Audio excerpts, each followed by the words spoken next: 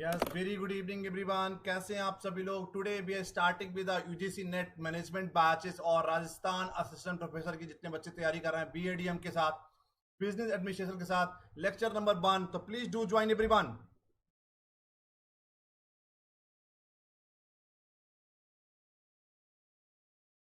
Please do join everyone now.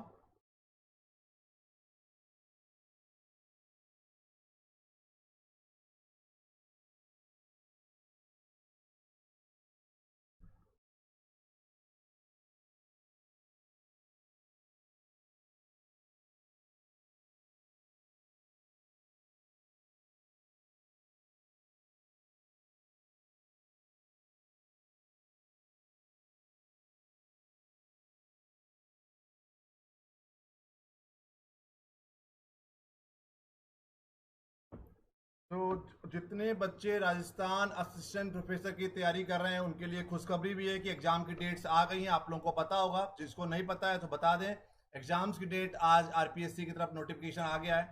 तो आप लोग जल्दी से आप जुट जाइए तैयारी करने में, सभी लोग विदाउट टाइम खराब किए। 22 सितंबर से लेकर 9 दिसंबर के बीच में, 22 सितंबर से लेकर 22 सितंबर टू 9 ऑफ अक्टूबर, इस बीच में कभी भी एग्जामिनेशन हो सकता है। इस बीच में कभी भी एग्जामिनेशन हो सकता है, तो आप लोग अब जुट जाइए तैयारी में बिना समय खराब किए। ठीक है, आज लेक्चर नंबर 1 स्टार्ट कर रहे हैं। जो बच्चे यूजीसी नेट मैनेजमेंट की, कई सारे बच्चे इसमें यूजीसी नेट मैनेजमेंट के भी हैं, जो बच्चे यूजीसी नेट मैनेजमेंट की तैयारी कर रहे हैं और राजस्थान में जिन्होंने फॉर्म डाला है मैनेजमेंट से, वो सब बच्चे जुड़ सकते हैं आज मेरे साथ। पहली बार में क्वालिफाई करिए नेट और आरपीएससी क्वालिफाई करिए पहली बार में। केवल जस्ट 90 डेज में you will be qualified RPSC in a very first attempt. पहले अटेम्प्ट में पहली बार में क्वालिफाई करिए आरपीएससी।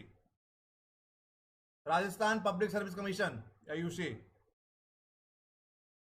सिलेबस सेम है आरपीएससी का और मैनेजमेंट का। जो बच्चों ने मैनेजमेंट से नेट क्वालिफाई किया है वही बच्चे राजस्थान में पेपर दे सकते हैं। तो आज का टॉपिक है ह्यूमन रिसोर्सेज मैनेजमेंट। यूनिट 1 का हम लोग पेपर 1 और पेपर 2 दोनों कंप्लीट करने वाले हैं पूरे। So all those candidates who are joining in a very first time, my name is Anubhav Singh. Since 11 years of teaching and research experience, पिछले 11 सालों से लगातार इंडिया के टॉप टीचिंग और रिसर्च ऑर्गेनाइजेशंस में काम कर चुके हैं। IIM Lucknow, Lucknow university, LPU, MIT university, Sharda, IFMTR, UP government, कई सारे स्टेट गवर्नमेंट और सेंट्रल गवर्नमेंट में काम कर चुके हैं। पिछले 11 सालों में 1000 से ज्यादा बच्चों को नेट जेआरएफ क्वालिफाई करा चुके हैं अकेले कॉमर्स, मैनेजमेंट और इकोनॉमिक्स में। Crack the UGC NET JRF 4 times in commerce and management. वैसे तो कई बार है, but in the last few years I have been qualify 4 times UGC NET JRF in a commerce and management. Published more than 20 research paper in a top quality index journals like Scopus, Thomson Reuters, UGC Care, UGC listed. MBA International Business, MCOM, IB, MA Economics and PhD Applied Economics. बच्चों हिंदी और English दोनों में पढ़ाया जाएगा, और जो बच्चे Hindi medium के उनको पूरा अलग से हिंदी मीडियम का नोट्स मिलेगा। ठीक है, इंग्लिश मीडियम वालों के लिए इंग्लिश मीडियम का नोट्स मिलेगा, हिंदी मीडियम वालों के लिए हिंदी मीडियम का नोट्स मिलेगा। आज का टॉपिक है ह्यूमन रिसोर्सेज मैनेजमेंट। एक बार सब लोग हाई हेलो कर दो, कौन कौन जुड़ा है। Please join everyone. एक बार हाई हेलो कर दीजिए जो लोग भी ऑनलाइन जुड़े हैं।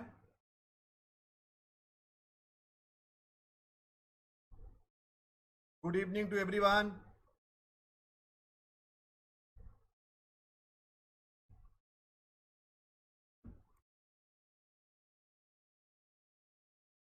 टॉपिक है ह्यूमन रिसोर्सेज मैनेजमेंट। बिल्कुल बेसिक से लेकर चलेंगे, बेसिक से लेकर एडवांस तक की जाएंगे हम लोग। एक एक टॉपिक अगले 3 महीने में पूरा सिलेबस यूजीसी नेट मैनेजमेंट का और आरपीएससी का कंप्लीट कराने वाले हैं हम लोग। इस कोर्स की वैलिडिटी तब तक की एग्जामिनेशन नहीं होगा जब तक कि आपको कंप्लीट कराया जाएगा। इसके अलावा अगर जो बच्चे नेट के लिए अप्लाई कर रहे हैं, जब तक कि नेट क्वालिफाई नहीं होगा, जब तक कि आप लगातार जुड़ सकते हैं मेरे साथ। पेपर आपका डेट पता ही है, 22 सितंबर से लेकर 9 अक्टूबर के बीच में पेपर हो जाना है। तो जो बच्चे आरपीएससी की तैयारी कर रहे हैं उनके लिए भी एक बहुत बड़ी अपॉर्चुनिटीज है, जो बच्चे नेट की तैयारी कर रहे हैं मैनेजमेंट के साथ, उन दोनों के लिए बहुत बड़ी अपॉर्चुनिटीज है। पहली बार में नेट क्वालिफाई करिए, पहली बार में आरपीएससी क्वालिफाई करिए मेरे साथ, गारंटेड। आज बात कर रहे हैं हम लोग ह्यूमन रिसोर्सेज मैनेजमेंट की। ह्यूमन रिसोर्सेज मैनेजमेंट क्या होता है? It is a process of employing the people, training them, compensating them, developing policy relating to them, developing strategies to retain them. Human resources management, मानव संसाधन, right person at the right place at the right job. अगर हम लोग एक line में अगर definition की बात करें ह्यूमन रिसोर्सेज की, तो जो वो डिफिनेशन क्या है? Right place at a right time at a right, ठीक है? तो right man at a right place at the right time. और तो कहीं ना कहीं आपको सही समय पर सही नौकरी करना और सही इंसान को रिक्रूट करना, that is all about the human resources management.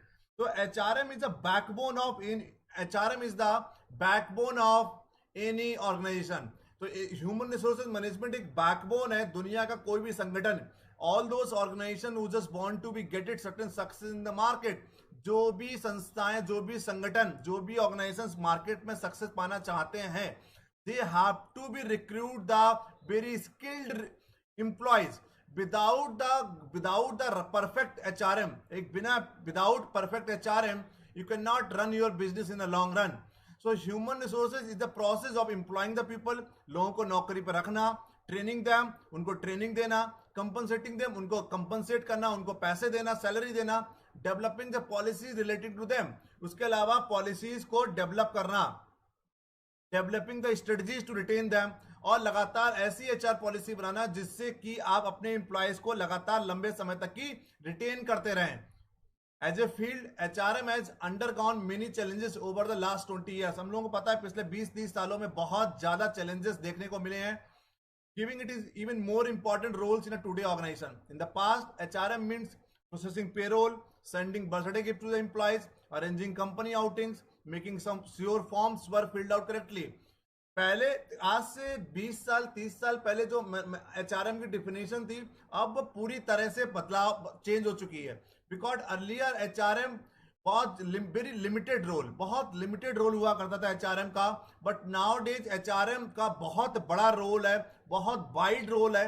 Starting from the recruiting to आपको एग्जिट इंटरव्यू। आज से 20 साल पहले, 30 साल पहले एग्जिट इंटरव्यू टाइप का कोई भी कॉन्सेप्ट नहीं था।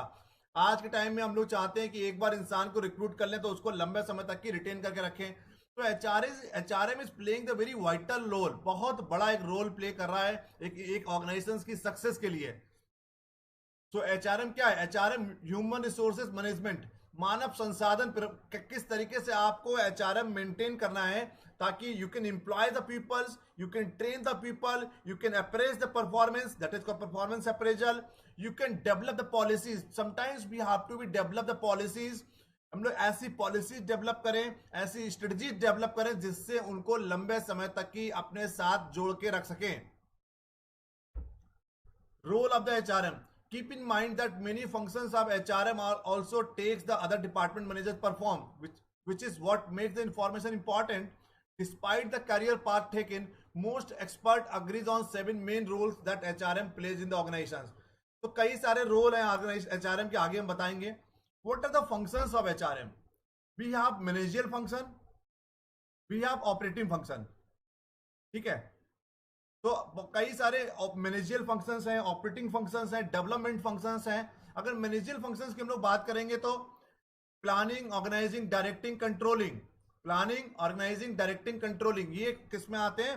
हम इन सबको एक एक करके कंप्लीट करने की कोशिश करेंगे। प्लानिंग क्या होता है? What to do, why to do, how to do, when to do, what to do. कौन करेगा, क्या करेंगे, कब करेंगे, क्यों करेंगे, कैसे करेंगे, that is called planning. Organizing, आयोजन करना, आपस में सबको एक बीच में समन्वय बिठाना, organise the things.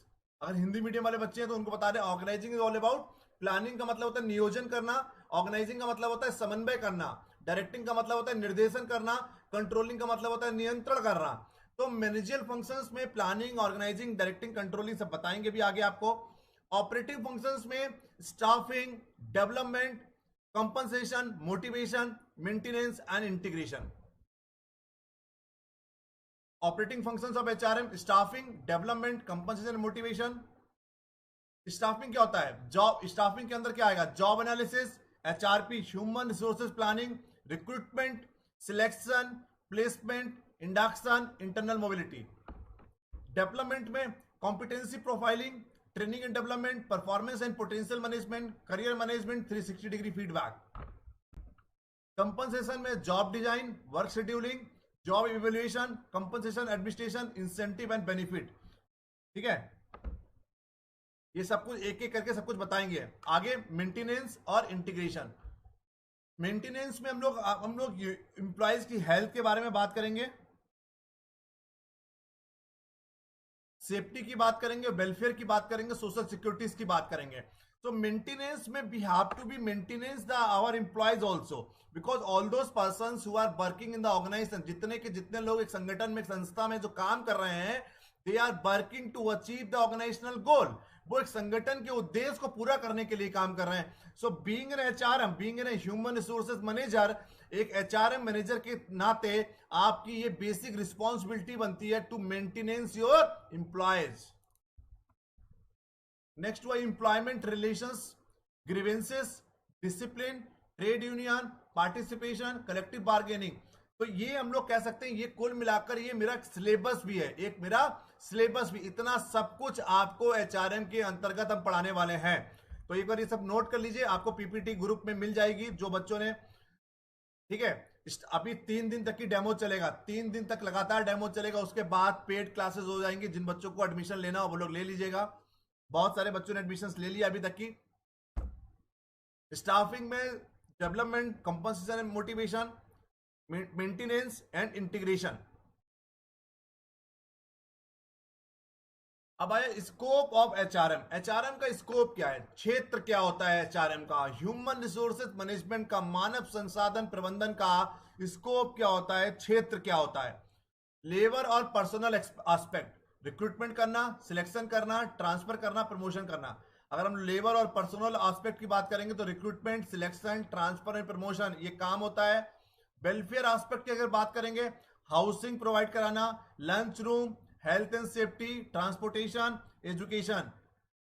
Industrial relation aspect की अगर बात करेंगे, union management relation, negotiation, grievances handling. अगर किसी को कोई डिस्प्यूट हो जाता है, किसी को कोई ग्रीवेंसेस है, तब भी आप इंडस्ट्रियल रिलेशन के नाते, being a human resources manager, HR manager के नाते आपको वो सब कुछ सॉर्ट आउट करने पड़ेंगे, उन प्रॉब्लम्स को आपको सॉल्व करना पड़ेगा।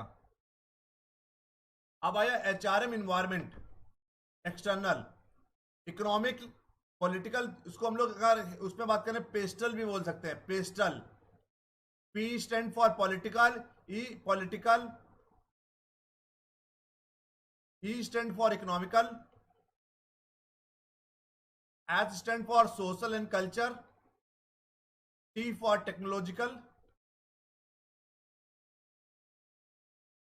again E for environmental, and L for legal. So these are the HRM environmental factor which we have to be cover at any cost. Very good evening everyone. तो HRM environment के जो external factors हैं उनको किस तरीके से हम लोग कंट्रोल करें। टेक्नोलॉजी, आज के टाइम में देखिए लगातार टेक्नोलॉजी चेंज हो रही है। अगर एडवांस टेक्नोलॉजी अगर अडॉप्ट नहीं करेंगे तो मार्केट में फेल्यूर की स्थिति फेस करनी पड़ेगी। So being an HR manager we have to be up to date, हमको अप टू डेट रहना पड़ेगा मार्केट के अनुसार। We have to be use the advance technology. तो टेक्नोलॉजिकल एडवांसमेंट आजकल इतनी जल्दी जल्दी हो रहा है, अगर आप टेक्नोलॉजिकल एडवांसमेंट के अकॉर्डिंगली नहीं चलेंगे, अपग्रेडेड टेक्नोलॉजी के अकॉर्डिंगली नहीं चलेंगे तो मार्केट में फेल्यूर की स्थिति फेस करनी पड़ेगी। तो that is all about the thing की तो दिस एचआरएम के ये जो फैक्टर है it is totally uncontrollable factor. HR manager के हाथ में नहीं होते, नियंत्रण में, अनकंट्रोलेबल मतलब नियंत्रण में नहीं होते। बट मुद्दा ये है कहीं ना कहीं आपको इस तरीके से काम करना है ताकि इसको अनकंट्रोलेबल को कंट्रोलेबल बना सकें। टेक्नोलॉजी आपके हाथ में नहीं है, टेक्नोलॉजी एडवांस हो रही है, लगातार अपग्रेड टेक्नोलॉजी हो रही है, तो आप इस तरीके से काम करिए ताकि अपग्रेडेड टेक्नोलॉजी आप यूज कर पाए। इकोनॉमिकल, कभी मार्केट में अनएम्प्लॉयमेंट आ गया, बहुत ज्यादा बेरोजगारी हो गई, कभी मार्केट में इन्फ्लेशन रेट बहुत हाई हो गया। अगर मार्केट में इन्फ्लेशन रेट बहुत ज्यादा है तो आपको उसी के अकॉर्डिंगली आपको सैलरी इंक्रीमेंट देना पड़ेगा। तो economical factor is again totally uncontrollable, आपके हाथ में नहीं है। तो ये जितने भी फैक्टर्स हैं, पॉलिटिकल एंड लीगल फैक्टर, सरकार ने योजना चेंज कर दी, सरकार ने बोल दिया नहीं 50% मेल रहेगा 50% फीमेल रहेगा, तो आप चाहकर भी 50% से ज्यादा फीमेल नहीं रख सकते या 50% से ज्यादा मेल नहीं रख सकते अपने ऑर्गेनाइजेशंस में। तो पॉलिटिकल एंड लीगल पॉलिसी अगर सरकार ने चेंज कर दी तो हमको उसके अकॉर्डिंगली अपने आप को एडजस्ट करना पड़ेगा। Unions, trade unions we are talking about, लगातार ऑर्गेनाइजेशंस में ट्रेड यूनियंस बनती रहती हैं।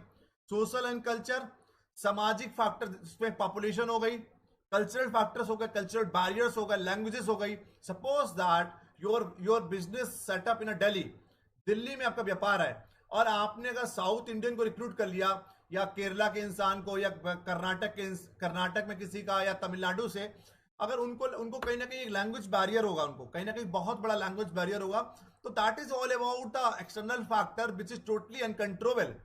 प्रोफेशनलिज्म, ठीक है, so these are the uncontrollable factor anyhow we have to be controlled.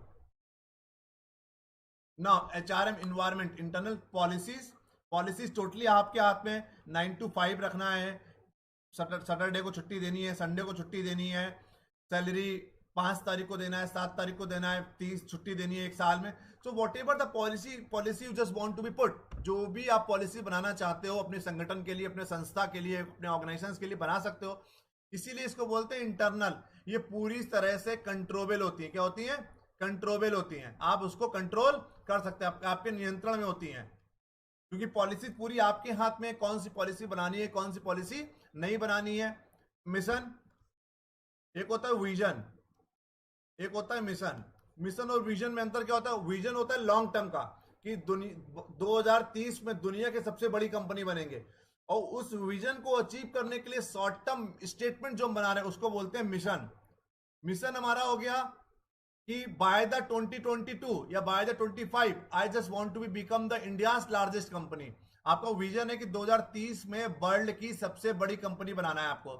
तो आपने मिशन बना लिया कि 2022 में या 2023 में इंडिया की सबसे बड़ी कंपनी, पहले आप अपने स्टेट की सबसे बड़ी कंपनी बनेंगे, फिर आप नॉर्थ इंडिया की, फिर आप पूरे इंडिया की, फिर एशिया की, तभी जाके कहीं आप पूरी दुनिया की सबसे बड़ी कंपनी बन सकते हैं। तो mission statement is all about those statement which you are making to achieve your vision. तो विजन को अचीव करने के लिए विजन होता है लॉन्ग टर्म, मिशन होता है शॉर्ट टर्म। ऑर्गेनाइजेशनल कॉन्फ्लिक्ट वो भी आपके हाथ में है। एचआरएम पॉलिसी क्या होता है? Policy is predetermined course of action established to guide the performance of work toward accepted objective। हम लोग पॉलिसीज इसीलिए बनाते हैं pre determined course of action की, कौन सा काम किस तरीके से करना है, ठीक है, जिससे आप आपके जो ऑर्गेनाइजेशनल के ऑब्जेक्टिव है उनको हम लोग अचीव कर सकें। तो HRM policies is all about pre determined, पूर्व निर्धारित। जो हिंदी मीडियम के बच्चे हैं उनको भी समझ में आना चाहिए, साथ साथ हम हिंदी बोलते जा रहे हैं, बोलते पूरा हिंदी रहे हैं, ठीक है। तो पूर्व निर्धारित होती है हमारी, ठीक है। तो पूर्व predetermined course of action establish to guide the performance of work toward accepted objective. तो पॉलिसीज हम लोग इसीलिए बनाते हैं कि एक लगातार एक सिस्टमेटिक तरीके से हम लोग काम करते रहें। किस तरीके से? सिस्टमेटिक तरीके से हम लोग काम करते रहें, और ऑर्गेनाइजेशंस के ऑब्जेक्टिव को, ऑर्गेनाइजेशंस के उद्देश्य को हम लोग पूरा कर सकें। तो पॉलिसीज इज ऑल अबाउट जो हम लोग कानून बनाते हैं एक संस्था के अंदर, जो रूल्स रेगुलेशन, नियमावली जो होती है, दैट इज कॉल्ड पॉलिसीज। इंपॉर्टेंसी क्या होती है पॉलिसीज? क्लियर थिंकिंग, बिल्कुल क्लियर सोच होना चाहिए, आपकी पॉलिसी बिल्कुल क्लियर होनी चाहिए, आपको भी पूरी क्लियर होनी चाहिए, और जो संगठन में, जो संस्था में, जो ऑर्गेनाइजेशंस में, all those persons who are working, जो संगठन और संस्था में जो काम कर रहे हैं उनको भी बिल्कुल क्लियर थिंकिंग होनी चाहिए, बिल्कुल क्लियर सोच होनी चाहिए कि व्हाट एक्चुअली मैनेजमेंट आपसे क्या चाहता है। तो एक पॉलिसी बिल्कुल, अगर आपने लिख दिया कि 9 से 5 की नौकरी है, 1 घंटे का बीच में लंच रहेगा, 6 दिन आपको काम करना है, तो जो भी है 6 दिन काम करना है, संडे की छुट्टी रहेगी। अगर आपने संडे की छुट्टी नहीं लिखा, बोला 6 दिन काम करना है एक हफ्ते में, तो इंसान को समझ में नहीं आएगा कि 6 दिन काम तो करना है, तो कोई मंडे को छुट्टी ले लेगा, कोई ट्यूसडे को छुट्टी ले लेगा, कोई वेडनेसडे को छुट्टी ले लेगा, डिपेंडिंग ऑन देयर कंफर्टेबिलिटी। अपनी आरामदायक, अपने आराम के अनुसार they can customise their plan. तो that is all about the policies, whatever the policies we are making, जो भी हम लोग पॉलिसीज बना रहे हैं, it should be very clear in a thinking. Uniformity in consistency of the admin, एक uniformity होनी चाहिए, एक जैसी पॉलिसी होनी चाहिए, एक संगठन में बहुत सारे डिपार्टमेंट होते हैं, मार्केटिंग भी है, एचआरएम भी है, फाइनेंस भी है, ऑपरेशन भी है, प्रोडक्शन भी है, रिसर्च भी है। तो एक संगठन में बहुत सारे विभाग है, बहुत सारे डिपार्टमेंट्स हैं। तो policy should be uniform for all the department. एक जैसी पॉलिसी पूरे डिपार्टमेंट के लिए होगी। ऐसा नहीं है कि मार्केटिंग वाले 5 दिन काम कर रहे हैं, एचआर वाले 6 दिन, फाइनेंस वाले 7 दिन। It should not be like this. ऐसा नहीं होना चाहिए। सेंस ऑफ सिक्योरिटी, एक पॉलिसी ऐसी होनी चाहिए जिसमें एक सिक्योरिटी फील हो कि जो इंसान आपके यहाँ काम कर रहा है उसको जॉब सिक्योरिटी फील होना चाहिए। Control, it should be in a control of the manager. Control किसके पास में रहेगा? मैनेजर या टॉप लेवल एग्जीक्यूटिव्स होंगे, उनके पास में पूरे ऑर्गेनाइजेशन का क्या रहेगा? कंट्रोल रहेगा। Type of HR policy, HR policy कौन कौन से टाइप की होती है? Originated policy made by the top management. Note कर लीजिए, ये बहुत पेपर में क्वेश्चन पूछा जाता है। ओरिजिनेटेड पॉलिसीज कौन सी होती है? All those policies which is made by the top management, that is called HR policies. तो ओरिजिनेटेड पॉलिसी किसको कहते हैं? जो टॉप मैनेजमेंट बनाते हैं। सेकंड आया appealed policies, made on request to handle certain situation if certain aspect are missing in the main policy. ऐसी कोई पॉलिसी जो बना रहे हैं, कोई स्पेसिफिक रिक्वेस्ट में बना रहे हैं। आप लोअर लेवल एम्प्लॉयज निवेदन कर रहे हैं, रिक्वेस्ट कर रहे हैं टॉप लेवल से कि आपने मेन पॉलिसीज में, जो आपकी मेन मुख्य पॉलिसी है, उसमें आपने कुछ चीजें छोड़ दी हैं। आप एक अलग से एक पॉलिसी बना दो जिससे वो सब पॉइंट्स कवर की हो सके। ठीक है, उसको बोलते हैं अपील्ड पॉलिसी, जिसको रिक्वेस्ट पे पॉलिसी बनाते हैं। Imposed by the government and legal authority, ऐसी पॉलिसी से सरकार ने बोल दिया कि 20,000 रुपए से कम को आपको सैलरी नहीं देनी, आप एक सप्ते में 40 घंटे से ज्यादा काम नहीं ले सकते, एक दिन में, एक सप्ते में एक छुट्टी देनी है आपको, साल भर में 12 छुट्टी देनी है। That is called imposed policy. Impose करी जा रही है आप पे, जो सरकार ने एक इम्पोज कर दिया लीगल अथॉरिटीज ने, जो as per the Indian companies act हो गए, as per the Indian factories इन 1948 हो गया, minimum salary, minimum wages act हो गया, वर्कमैन कंपनसेशन एक्ट हो गया, ग्रेचुटी एक्ट हो गया, प्रोविडेंट फंड हो गया। जो ऐसी लीगल अथॉरिटीज की वजह से जो पॉलिसीज इंपोज की जाती हैं, उसको इंपोज पॉलिसी बोला जाता है। I am fine, how about you? Next is general policy, सामान्य policy. Don't relate any issues में represent the priorities of top management. Don't relate any issues में represent the priorities of top management. जो एक general policies होती है, एक उसके लिए, पूरे ऑर्गेनाइजेशंस के लिए। Specific policy related to the specific issues like recruitment, transfer and promotion. Specific policy किसके लिए होती है? कि जो एक रिक्रूटमेंट के लिए अलग पॉलिसी बना दिया, ट्रांसफर के लिए अलग हो गया, प्रमोशन के लिए अलग हो गया, परफॉर्मेंस अप्रेजल के लिए अलग हो गया। तो कौन कौन सी पॉलिसी हो गई? ओरिजिनेटेड, अपील्ड, इम्पोज्ड, जर्नल और स्पेसिफिक पॉलिसी। अब आया system approach to HRM. System approach क्या होती है? Systematic functioning as per the external environment. आप organisation cannot change external environment but try to use it the full extent. हमने आपको बताया था कि आप एक्सटर्नल एनवायरमेंट को चेंज नहीं कर सकते, कंट्रोल नहीं कर सकते, बिकॉज पॉलिटिकल फैक्टर्स की बात करिए, इकोनॉमिकल फैक्टर्स की बात करिए, सोशल फैक्टर्स की बात करिए, टेक्नोलॉजिकल फैक्टर्स की बात करिए, इन्वायरमेंटल फैक्टर्स की बात करिए, लीगल फैक्टर्स की बात करिए, ये सभी के सभी factor which is totally uncontrollable in nature. चाहकर भी आप उसको कंट्रोल नहीं कर सकते, चेंज नहीं कर सकते, बट कोशिश करिए उसको पूरी तरह से यूज करिए, पूरी तरह से प्रयोग में लाइए। Need to fulfil various demand. Customer demand क्या है? Quality product, reasonable price. हम कस्टमर के लिए, कस्टमर का क्या डिमांड होता है एचआरएम से? हम लोग प्रोडक्ट क्वालिटी वाले बनाएं और रीजनेबल प्राइस पे बनाएं। इंप्लॉयज की क्या डिमांड होगी? हायर वेजेस, ज्यादा से ज्यादा सैलरी मिले और स्टेबल एम्प्लॉयमेंट, बहुत जल्दी नौकरी से ना निकाला जाए। ऐसे संगठन, ऐसी संस्थाएं जहां पे बहुत जल्दी नौकरी से निकाला जाता है, ऐसे संगठन की, ऐसे संस्थाओं की, ऐसे ऑर्गेनाइजेशंस की मार्केट में इमेज बहुत ज्यादा खराब होती है। So we have to be make the policy in a such a manner, so it should be very good retention policy। तो रिटेंशन रेट अच्छा करने के लिए आपको पॉलिसी अच्छी बनानी पड़ेगी, अप्रोच अच्छी रखनी पड़ेगी। गवर्नमेंट की क्या डिमांड होती है? पेमेंट ऑफ टैक्सेस, समय से टैक्स पे करिए। कंप्लायंसेस ऑफ वेरियस लॉज, जो भी whatever the compliances of government which we have to be fulfil at any cost. सरकार यही मांग करती है संगठन से, संस्था से, ऑर्गेनाइजेशन से कि आप सभी कंप्लायंसेस को पूरा करिए।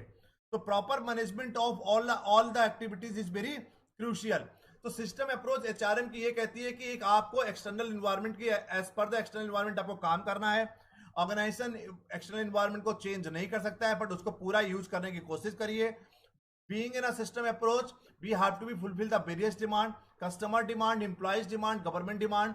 Customer demand में quality product, reasonable price, employees demand, salary ज्यादा दीजिए, उनको ज्यादा पैसा दीजिए, स्टेबल डिमांड रहे, स्टेबल एम्प्लॉयमेंट रहे। गवर्नमेंट डिमांड क्या होती है कि टैक्सेस उनको समय से पे करिए, कंप्लायंसेस ऑफ वेरियस लॉज। सब लोग एक बार, जो लोग पहली बार बच्चों जुड़ रहे हैं, all those candidate who are joining the very first time, please do like and subscribe my channel. So I'm just requesting you again, please do like and share and subscribe my channel, ताकि आप लोगों को हर बार notification मिलता रहे। लगातार 5:30 बजे class चलेगी जब तक कि राजस्थान असिस्टेंट प्रोफेसर का एग्जामिनेशन नहीं होता। टाइमिंग थोड़ी चेंज हो सकती है, लेकिन रेगुलर क्लासेस चलेगी, रोज क्लास चलेगी, और अगले 90 दिन 100 दिन में पूरा का पूरा सिलेबस हम लोग कंप्लीट करा देंगे। तो जिन बच्चों ने अभी तक की एडमिशन नहीं लिया है, तो विदाउट वेस्टिंग योर टाइम,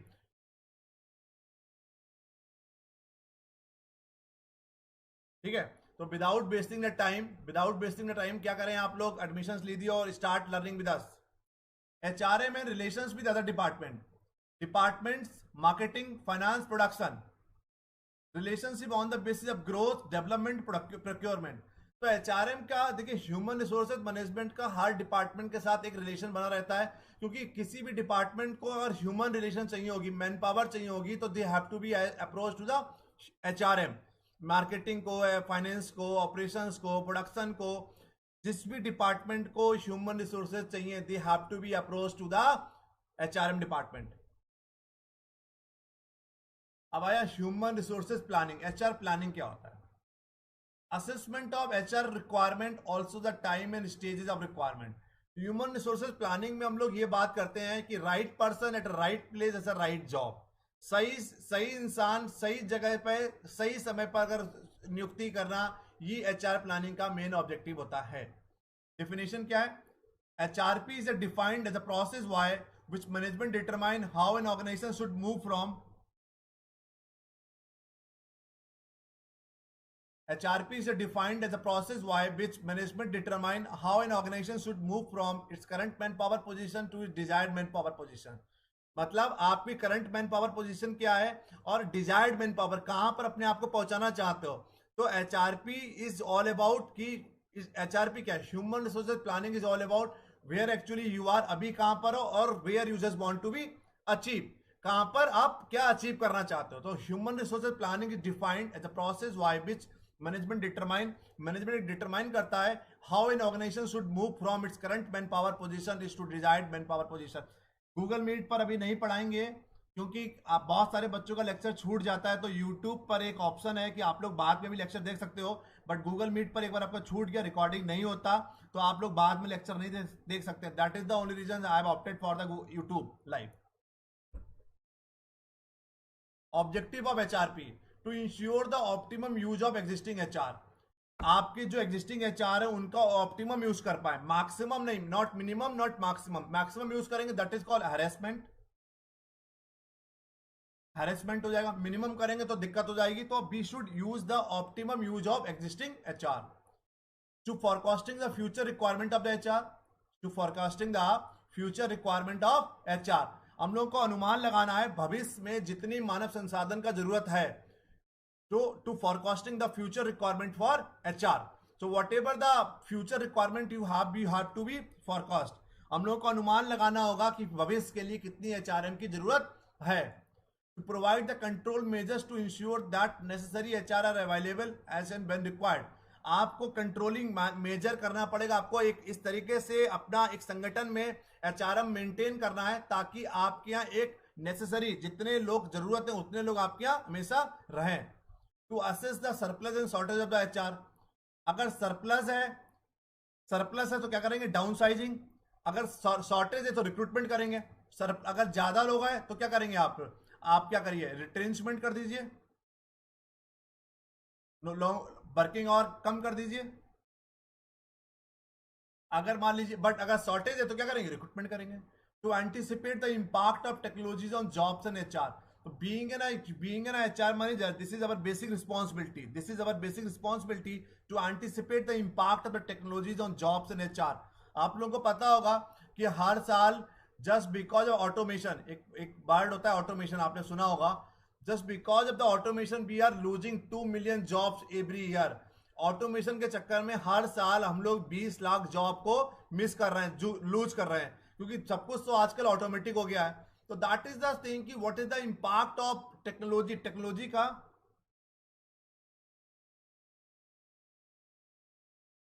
तो टेक्नोलॉजी को किस तरीके से यूज करना है आपको, किस तरीके से यूज करना है आपको, ताकि आप एंटिसिपेट कर सकें, एक प्रिडिक्शन लगा सकें कि जॉब्स पे उनका क्या इंपैक्ट पड़ेगा, एचआर पे क्या इंपैक्ट पड़ेगा. आगे, to determine the level of recruitment in select training, आपको डिटरमाइन करने होगा रिक्रूटमेंट का कौन सा लेवल रहेगा, ट्रेनिंग किस लेवल की प्रोवाइड कर रहा है. To estimate the cost of the HR and housing needs of employees, we have to be see the की कॉस्टिंग कितना है और हाउसिंग नीड्स ऑफ एम्प्लॉइज किसको एचआर है, human sorry house rent allowance या होम रेंट अलाउंस किसको किसको देना है. To provide the basis of the MDP management develop programme, हम लोगों को किसको किसको मैनेजमेंट डेवलपमेंट प्रोग्राम देना है, MDP management development programme, to meet the needs of expansion and diversification of the programme. Okay, तो these are the objectives of the HRP. Now what are the importancy of HRP, क्या क्या इंपॉर्टेंसी है. Future personal needs, भविष्य की personal needs को पूरा करते हैं. Creating the highly talented personnels, हम लोग कोशिश करते हैं कि creating the highly talented personnels. Okay, तो हाईली टैलेंटेड पर्सनल्स को आपको क्रिएट करना है,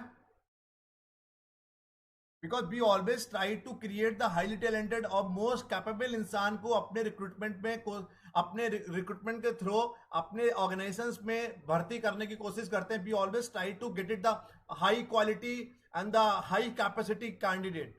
इंटरनेशनल स्ट्रेटजीज को हम लोग फॉलो कर सकते हैं. Foundation of the personal functions, resistance to change and move. Suppose that resistance to change and move का मतलब है, suppose that you are requiring any change, आपको अगर कोई बदलाव चाहिए तो ऐसी आप एचआर पॉलिसी बनाइए ताकि आप उन बदलाव को, उन चेंजेस को उसके अकॉर्डिंगली अपने आप को एडजस्ट कर सकें. अब आया, तो यहां पर आयुषी आप राइट डाउन कर सकते हो, लिख सकते हो, आप जो भी क्वेरी लिखोगे I will try to resolve your query as per my capacities. Factor affecting the HRP, human resources planning, outsourcing, environmental uncertainties, organisational growth cycle and planning. HRP को कौन कौन से फैक्टर, आउटसोर्सिंग, आज के टाइम में outsourcing एक बहुत बड़ा रोल प्ले करता है. इन्वायरमेंटल अनसर्टेनिटीज, अनिश्चितताएं, पर्यावरण की कितनी सारी अनिश्चितताएं हैं जिसकी वजह से एचआरपी अफेक्ट होती है. Organisational growth cycle and planning, organisation ने ग्रोथ किया, ऑर्गेनाइजेशन ने एक, मान ली पहले आपका एक ब्रांच चल रही थी, अब आपने एक ब्रांच की जगह 2 ब्रांच और खोल दिया, तो आपको और नए लोगों की जरूरत पड़ेगी, नए रिक्रूटमेंट करनी पड़ेगी. या आपने तो automatically if you are expanding your businesses, then what actually you have to do, you have to be hire certain new person. तो कहीं ना कहीं हम लोगों को क्या करना है कि factor affecting the HR, organisational growth cycle affect करती है, आउटसोर्सिंग अफेक्ट करता है और इन्वायरमेंटल अनसर्टेनिटीज. अब आया HR programming. Once the organisation HR demand and supply और फॉरकास्ट, हमने एक बार एचआर की डिमांड और सप्लाई को फॉरकास्ट कर लिया, अनुमान लगा लिया कि मार्केट, आपकी संस्था में डिमांड कितनी है और आपके पास सप्लाई कितनी है. डिमांड मान लीजिए 50 लोगों की है, सप्लाई 40 लोगों की है, तो 10 लोगों को रिक्रूट कर लीजिए. अगर सप्लाई 50 लोगों की, डिमांड 40 लोगों की है, तो 10 लोगों को नौकरी से निकाल दीजिए या वर्किंग आवर कम कर दीजिए, वर्किंग आवर कम कर दीजिए. तो that is all about the once the organisational HR demand and supply और फॉरकास्ट. एक बार आपने अनुमान लगा लिया डिमांड एंड सप्लाई का, two must be reconciled and balance in order that vacancies can be filled by the right employees at the right time. हम लोगों को उसके बाद वैकेंसीज को फिल्ड करना है ताकि सही इंसान सही समय पर काम करे. HR plan implementation require converting an HR plan into the action.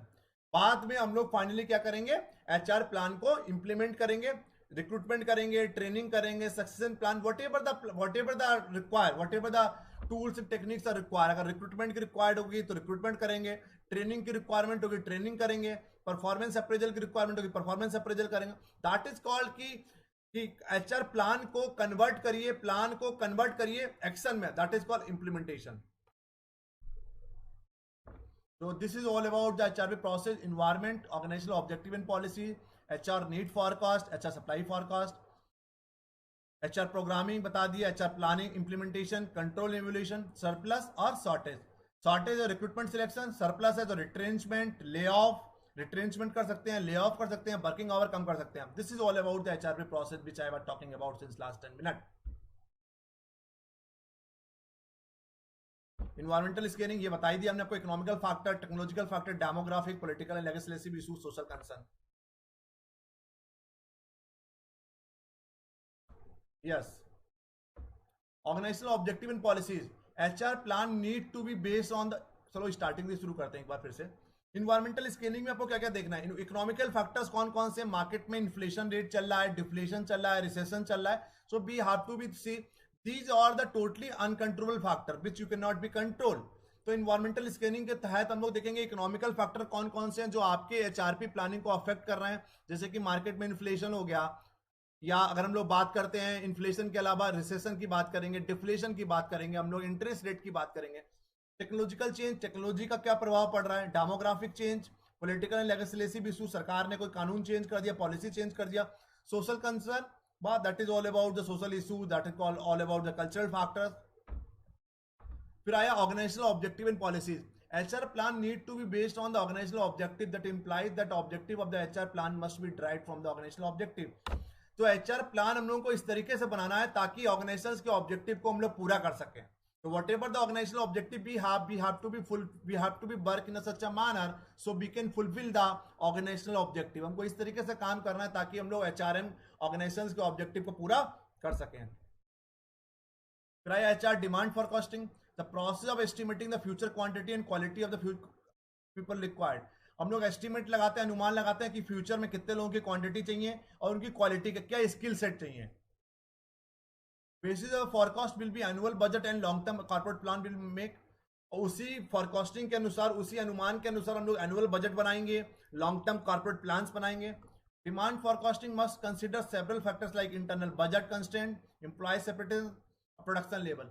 तो सीधी सी बात है, एचआर डिमांड फॉरकास्टिंग में हम लोग क्या करेंगे, एचआर की डिमांड को फॉरकास्ट करेंगे, अनुमान लगाएंगे कि how many peoples you are requiring.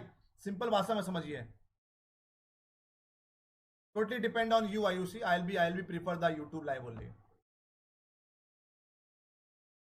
Demand forecasting technique कौन कौन सी होती है, managerial judgement, ratio trend analysis, Delphi technique और रिग्रेशन एनालिसिस. ये बताया जाएगा आपको बाद में, आज तो बेसिक्स की हम लोग बात कर रहे हैं. HR सप्लाई फॉरकास्टिंग में, supply forecasting measures the number of peoples likely to be available from within and outside in the organisation.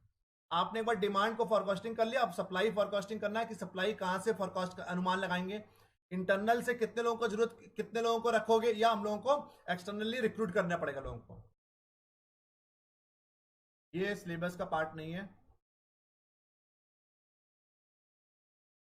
अब नेक्स्ट है जॉब एनालिसिस. यहां तक किसी को कोई डाउट हो तो बताइए. Anyone is having any doubt?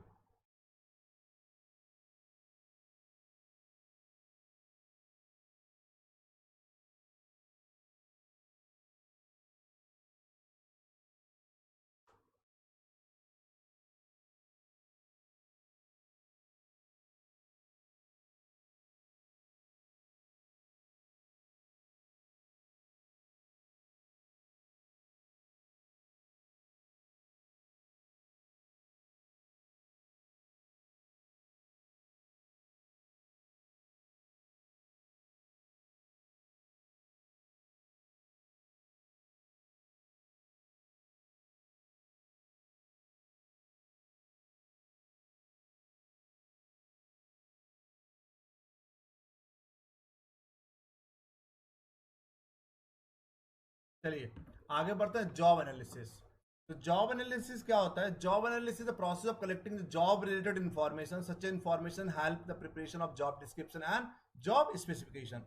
तो जॉब एनालिसिस से हम लोग क्या करते हैं, जॉब एनालिसिस से हम लोग इंफॉर्मेशन कलेक्ट करने की कोशिश करते हैं जॉब के बारे में. उसी उसी उसी इंफॉर्मेशन से हम लोग क्या बनाते हैं, जॉब डिस्क्रिप्शन और जॉब स्पेसिफिकेशन, जेडी और जीएस. तो job analysis is the process of collecting the job related information.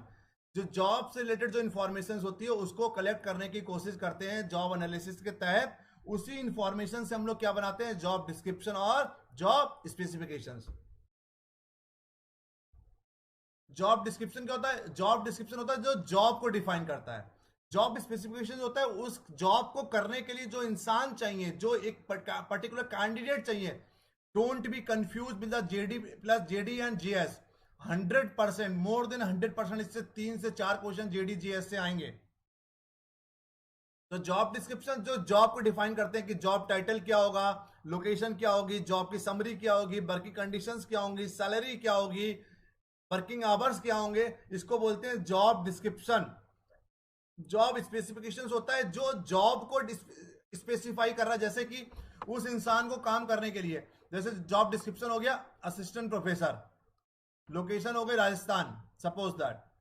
Job summary हो गया कि आपको एमबीए और बीबीए बीकॉम के बच्चों को पढ़ाना है। वर्किंग कंडीशन सैलरी हो गई 60,000 70,000 रुपए, that is called JD. GS क्या हो गया, person should be NET qualified, PhD होना चाहिए, एमकॉम कंप्लीट हो, एमबीए कंप्लीट हो, एक्सपीरियंस हो 5 साल का 2 साल का, that is called job specification. उस पर्टिकुलर जॉब को करने के लिए जो कैंडिडेट चाहिए, that is called job specification. A statement of human qualification, हमने यही बोला ना, statement of human qualification necessary to do the job, necessary to do the job. उस पर्टिकुलर जॉब को करने के लिए जो एक आवश्यक क्वालिफिकेशन की जरूरत है उसको बोलते हैं job specification. Usually contain item such as education, experience, training, communication skills, that is all about the GS. तो don't be confuse with the JD and GS. दिमाग में बैठा लो, जो जॉब को डिफाइन करेगा, एक पर्टिकुलर नौकरी को डिफाइन करेगा, उसको जॉब डिस्क्रिप्शन बोलेंगे। उस नौकरी को करने के लिए जो कैंडिडेट चाहिए, उस कैंडिडेट के अंदर जो क्वालिफिकेशन चाहिए, उसको बोलते हैं जीएस। अब आया purpose of job analysis. Human resources planning के लिए, human resources planning, recruitment and selection, training and development, remuneration, safety and health, performance appraisal. तो दीज आर द 6-7 पॉइंट जिसके लिए हमको जॉब एनालिसिस करना पड़ता है। ह्यूमन रिसोर्सेज प्लानिंग क्या होता है बता ही दिया। रिक्रूटमेंट क्या होता है, रिक्रूट करना लोगों को। Recruitment is all about to attract the maximum number of the candidate. Selection होता है चयन करना, ट्रेनिंग ट्रेन करना, डेवलपमेंट, रेम्युनरेशन। अब है method of collecting the job data, observation, interview, questionnaire, technical conference method. Observation is all about to observe certain things. आप कुछ अपने आप से कुछ ऑब्जर्व करके, एक पर्टिकुलर इन्वायरमेंट को ऑब्जर्व करके, कोई भी चीज आपने ऑब्जर्व की उसके बाद डेटा कलेक्ट कर रहे हैं आप। Interview, you are taking certain interview from some certain specific candidate, कुछ स्पेसिफिक कैंडिडेट का इंटरव्यू ले रहे हैं आप। क्वेश्चनियर आपने भरवा लिया। टेक्निकल कॉन्फ्रेंस मेथड, एक नॉर्मल कॉन्फ्रेंस करके आपने कुछ डेटा कलेक्ट कर लिया। अब आया प्रोसेस ऑफ जॉब एनालिसिस। पहला आया strategic choice, then gather the information, ये भी बहुत इंपॉर्टेंट है, very very important. Process of job analysis बहुत कम किताबों में, बहुत कम लोग पढ़ाते हैं। Strategic choice, gather information, process information, JD.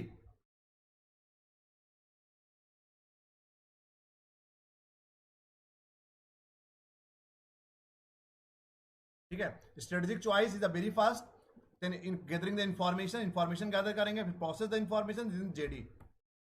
Strategic choice में हम लोग क्या क्या देखेंगे, नोट करते रहिए सब, हम लोग आपको पीपीटी भेज देंगे, आपको नोट्स, आपको हर लेक्चर के बाद रोज का रोज नोट्स मिल जाएगा आपको।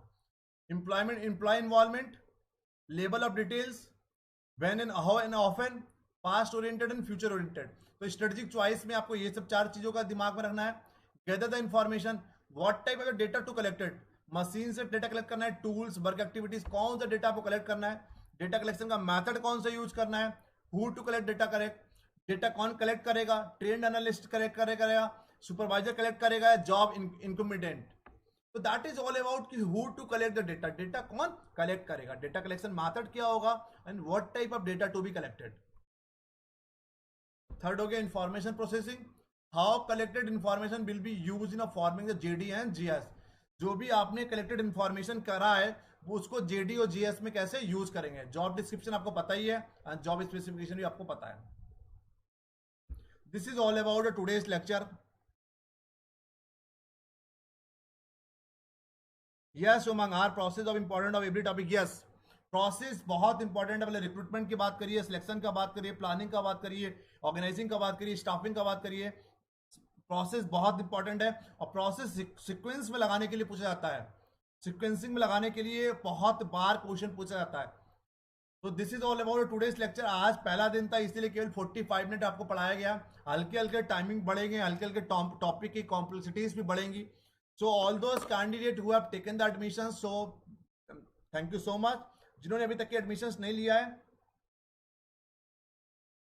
या श्योर हम इंपॉर्टेंट टॉपिक बता देंगे, क्योंकि इतनी इतनी बार हमने असिस्टेंट प्रोफेसर का पढ़ाया। मध्य प्रदेश की बात करिए, यूपी की बात करिए, छत्तीसगढ़ का बात करिए, हरियाणा का बात करिए, हिमाचल प्रदेश का बात करिए, तो कहीं ना कहीं एक आइडिया मिल गया है कि आयोग कमीशन या आयोग पेपर कैसे सेट करता है। पेपर बहुत इजी आता है, मेरिट बहुत हाई जाएगी, ये समझ लीजिए आप। पेपर बिल्कुल सिंपल पेपर आएगा राजस्थान का और मेरिट बहुत हाई जाएगी। बट तो ये है कि आपको केवल याद करना, चीजें रटना है। You have to recall each and everything actually. So once again, thank you so much for joining. Anyone is having any doubt, please do ask me.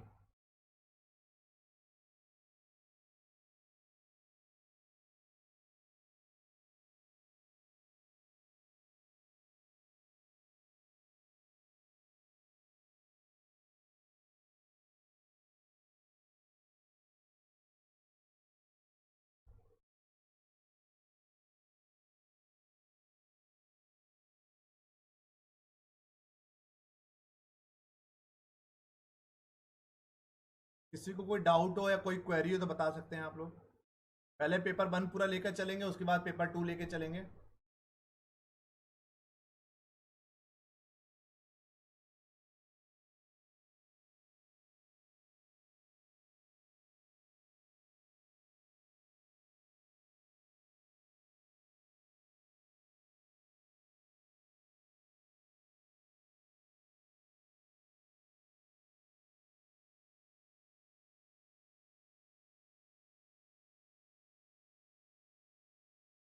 So once again, thank you so much for joining बच्चों। Take care, good bye. Still anyone is having any doubt, कोई query हो तो please पूछ सकते हैं आप लोग।